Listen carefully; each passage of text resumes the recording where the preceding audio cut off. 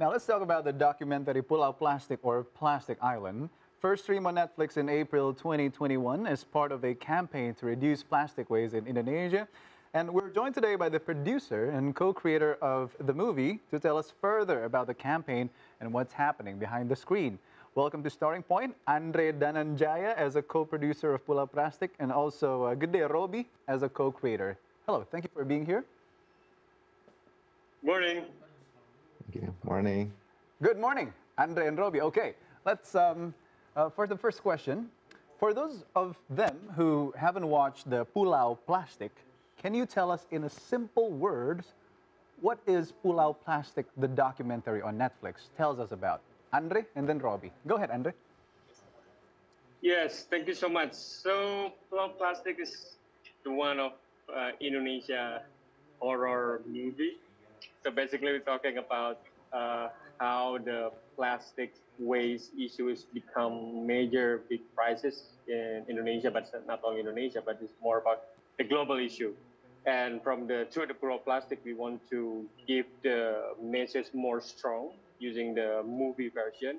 So we hope everyone can be awake and respond to the situation. But for more detail, I think Rob will share what kind of the message we want to capture from the Pulau Plastik. Rob? Okay, thank you, Andre. Still Rob, sorry. How about you, Robi? In a simple words, what is Pulau Plastik for you? Okay. The video is fine? Yes, Yes. the video is fine. Okay. The audio is good? Okay. The idea of Pulau Plastik is like raising the awareness. Actually, we understand that everyone is understand that reduce, reuse, recycle is the idea, but reduce is to promoting the government to release the regulation, and reuse is to invite the company or the corporates to redesign the packaging, and recycle is the last solution. And by combining these three solutions, hopefully the plastic issue can be tackled from the top to the bottom. And Pulau Plastik actually is also bringing the Indonesian pride as the one of the biggest maritime country, which is actually the microplastic has become a big threat for the our marine, and giving the understanding about the plastic issue is not only issue for Indonesia or Philippines or Malaysia or the developed country, but also is a global issues that what we want to say in the Pulau Plastik is the recycle is actually is difficult to do, and then we have to start from the reduce first. That's right. Now perhaps we go back to Andre. Andre, Pulau Plastik used to be a 20-minute series before, and now it has become a full movie under Netflix. How did it become a full movie now?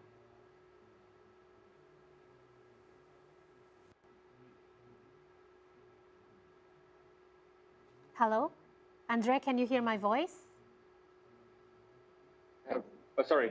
Yes, Okay. so that's one of surprise during the campaign, because we believe that we have 4 episodes and we want to focus on the Balinese local community, because 4 episodes is explain more about the local, value from the Bali. And then after we publish our series, and one of the popular and very creative production house from Indonesia, Visinema, just came on board and saying like, why don't you just like make it the message more strong with using movie or cinema as a part of the communication tools. So yeah, I mean, Birobi and all the things, all the teams just being prepared to make the series become more wider public and audience. So that's why we choose movie as a part of the campaign tools as well. But again, this is kind of like the way how we're spreading the word, not only in local, but more global using a cinema. And then, yeah, after that, we launched the movie on 2021 at the cinema, and then it's huge, a lot of appreciation, not only from the community itself, from the government, from the private sector, and when it's coming into the Netflix, the word's getting bigger and bigger. And the things is, we hope what we already, trying to make all the solution based on the local can be distributed on the global area as well. So yeah, we're happy we're going to from the series to the movie. Thank you, Andre, for mentioning that. It is getting bigger after it's been released in cinema and then it goes to the digital streaming platform like Netflix. Now, when the movie of Pulau Plastik is out, I want to know the message or the reactions that the community from Indonesia or the global people said about the movie itself, about the documentary. Can you both remember about any reactions or messages that they sent to you about the movie? Robbie and Andre. Robbie first. Go ahead, Robbie. Yeah, actually, the collaboration in the Pulau Plastik is not also in the movie sector. Also, Copernic, the organization that we work, also doing a lot of research, pre and post for the audience about the awareness that they rise up before and then after the movie. So we have valid data about that one too, but with very limited questionnaire for the limited audience. But I think it could be represents the bigger audience, and the discussion actually before the pandemic, Bali is already become the first province to release the single-use plastic ban, and then when the Pulau Plastik just made, it only about 9 or 10 regency or city in Indonesia that release this regulation, single-use plastic ban, but now is about more than 100 city and regency already releasing the same regulation in the reduced part. But because the Pulau Plastik also believe about the change is only happen if there is a collaboration between the government, corporate, and the community. So some government in more than 100 city and regency in Indonesia already released the regulation to reduce. So we want to encourage also the corporate or the production or in the private sector to redesign to make it easy to reuse. And then I mean, recycle so far the last 10 years, everybody already focusing on recycle. And to make this recycle easier and then less pollutant as possible, I think we should start to the reduce and reuse first, and then make easier for the recycle, because recycle is kind of like curing the disease, yeah. But reduce is preventing the disease. So it's like the ideology, like the understand the more of our audience is after the watch the Pulau Plastik understand now. It's like an analogy, like if you see the problem, like a tap water running, and then Bali, Indonesia, or the world now already like a bucket under the running tap water is already overflow. So what we're doing now, like a cleaning, recycle, is like a mopping the floor from this overflow. So we want to promote also, hey, we have to make it balance. Reduce is what makes sense. It's like a close the tap first. Right. I really like that analogy. Yeah. Yes, Robbie. I totally agree with that analogy, because usually we will hear people saying you need to recycle the plastic waste, but actually what you said is very true, that it's actually more important to reduce the plastic waste. Yes.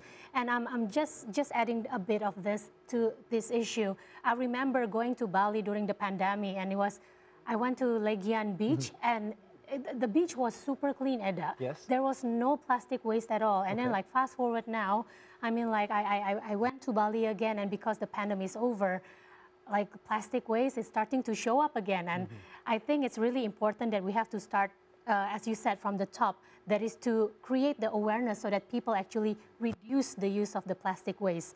Now, I want to ask to Andre now. Andre, What challenges do you face during this filming? Can you take us behind the screen as to what you have seen when you were filming this documentary?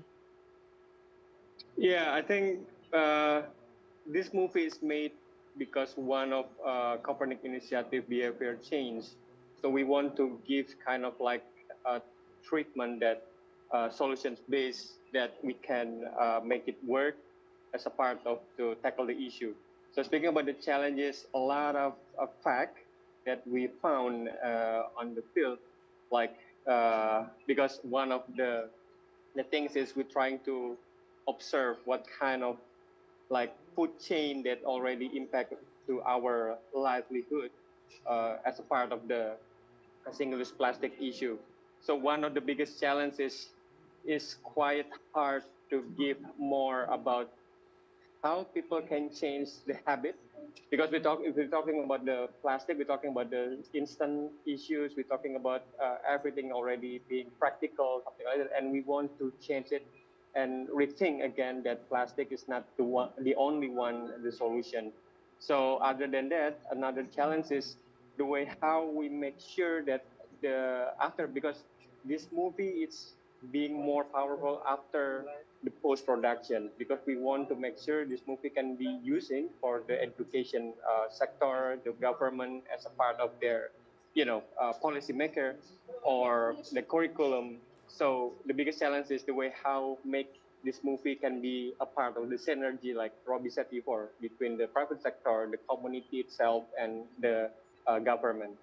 Other than that, technical things is nothing major because we work with very professional movie maker, Dandi Laksono. If you see a lot of, his movie around Indonesia is very strong. And then with Choki Rahung Nasution, very, very, very cinematic and very, very, it's very powerful, strong. And there is no big challenge a part of the production, during the production. Okay, you mentioned about the production. Collecting data is big challenge. Yes, another things, maybe the collecting data. So we cannot spill the scene, Lirop. I think they need to find out Watch it. in a movie, watch it. So if you want to know how are you already contained by microplastic or not from the faces, you should watch the Pulau Plastik. Great marketing. Pulau Plastik. Okay. Now, Andre is mentioning about the production. I want to ask the behind-the-scene memories to Robbie. Any behind-the-scene memories that you have came to cross to remember at this moment that you want to share? Because I know the behind the scenes of making a documentary is a fun story to tell. If you can tell to us some, Robbie, go ahead. Yeah. Yeah, I mean, it's like my personal memory, yeah. The others, the message is already in the film, but my personal memory is like, so the Pulau Plastik is like, there is one of the scene is reporting my journey from Bali, my house in Ubud, to Jakarta for 2 weeks. And then during the process, it's like the production team introduced me to a truck driver. His name is Harun, who they hired to take me on his truck from Bali to Jakarta. And then I know, hey, my name is Robbie, and then Arun. And then in the beginning, during the first trips, this guy is like it's nice guy, but sometimes like in the cars, like have a cigarette and then throw out of the window and slowly like approach. Hey, sure, we make a movie about waste management, so I bring the ashtray, like a pocket ashtray. Can you put it here? Yes. And then start. And then we stop in every location, every organization that doing the good job in the plastic issue, right? So, and then during the trip, we have a lot of discussion about the plastic issue. And then this driver, Harun, this guy, is just watching us and start to digest all the discussion that we have. And then in any spot that we stop by, I make a speech about this plastic issue, and we do the garbage collecting and visit some initiative. And he learned during the trip. And one day, when we stopped by, he opened his handphone and then Google, and then I tried to see like what he Google. He searched, but actually he is searching about the information about the update plastic. And in the end of the journey, in one pesantren in West Java, I gave a chance to him to speak in front of the people about the plastic issue, and actually he speak clearly and better than I do. And now, after this trip, this truck driver is become more hardcore activist in his place in Tulung Agung now, cleaning every day, Wow. supporting the people, making the Idul Adha, the Kurban ceremony, less plastic. So actually, anyone could be an activist. It's not exclusively NGO world, but anyone if they care enough. So this is actually what he's doing is become That's right. It's really changing inspiration now. just one person point of view and how they think. And hopefully with that one person, he's going to spread more awareness to other people, right, Eda? Yes, good to know, Luisa. Yeah. Thank you for Yes. sharing that, Robbie. Thank you for sharing that, Robbie. And perhaps I want to ask a further question regarding you as a co-creator to this documentary. Can you take us further behind the scene? Was there any certain location or site where you see that, wow, I mean, the plastic waste was really bad beyond your imagination? Was there that kind of experience when you created this movie? Oh yeah, okay. It's actually a lot. Most of the rivers in Indonesia is polluted. Maybe it's it's quite famous. Citarum is one of the most polluted river in the world, and also in but actually the fact that is break my heart is when I visit Desa Bangun in East Java, where all the imported plastic, because it's like a developed country like America, Europe, or Australia, they do separation collection in the community level. But when they have to do the recycle, most of the big country don't want to do that because it's expensive, it's polluting, it's difficult to do recycle. So that's why they exported this ready to recycle plastic into the place like Malaysia, Filipina, and Indonesia. Indonesia, one of the center of this dump, imported plastic ready to recycle, is in this village. And then when we visit this village, everything like air quality, even some researcher that we work together make a research eggs in the eggs of the chicken from that village is already contaminated dioxin because of the level of the microplastic and then plastic pollution from that era. And I believe it's not just one place in Indonesia. A lot of places in Indonesia is like this. So yeah, it's quite like a sad. And then personally, break my heart. But yeah, we hope everybody can understand that single-use plastic and then how we abuse. We're not anti-plastic, but the way that we abuse the single-use plastic is quite. We take it for granted right now. Yeah, that's the problem. You see, like people don't Yes. really see where this plastic piles up.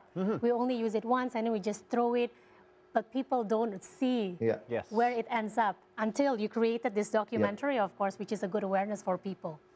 So thank you for sharing that, Robbie and Andre. And I want to ask Andre, as a co-producer of Pulau Plastik documentary, if I were a newbie in movie documentary making, what steps or what points that I should prep first before I were to make a documentary? Andre, what do you prep first when you're Yes. making Pulau Plastik? Go ahead. It's a very good question. So there's two things that I believe before you start. Make sure your message is clear. So because movie, music, art is only the medium, but the core message is real. So make sure your message is clear. And second is try to collaborate with the expert. Let me call that. The expert means someone or organization that already being involved with the things that going to support your message itself. So there's two things right now. If everyone wants to try to make a documentary filmmaking more about the environment issue, I think make sure the message is clear. Second, let's do collaborate with all the organization or the community that already, you know, being focused on that area. I think that's the personal thought and tips. Okay, great to know. The message should be clear and collaborate, open to collaborate. Okay. Any other else, Lisa? Yeah, well, Andre, this documentary has been out for around 2 years now, since 2021. Did the documentary meet your initial expectation? And how was the review after this documentary was out? Did it meet what you expected it to achieve? Yeah, I think we still have a lot of homework to deal with because, like I said before, this movie it's become a part of the social movement according to the tackle the issue about the single-use plastic. But the more important things is according to the achieve that already being made by this movie. There's a lot for the Bali itself. I mean, there's a lot of local initiative that already make sure that we have a lot of resources to change or to make an alternative packaging to tackle the single-use plastic is being more wider and wider. So there's one issue, there's one initiative that we in Bali, because me and Robbie Rata in Bali, and Bali as a part of the Indonesia biggest tourism sector, I think we should reconsider again what we use because we believe in karma pala, what we call it here. Karma pala is, it's consequences from our act. And already a lot of people who think that they using a very, very environment material for, food packaging and, Bali is a day of ceremonial and we're trying to push to the community in Bali to not using single-use plastic, kantong kresek, what we call plastic bags, and change it to the, we have a lot of resources. We have bamboo, we have banana leaf, and many other things. So yeah, I think we still have a lot of homework to make this sound not only in Bali but along Indonesia. And other than that, we very optimistic that we getting there to make an initiative to not using again single-use plastic getting bigger and bigger again. We're very optimistic, but we still have a lot of talent and homework. A lot of homework. Yes, thank you so much for the message.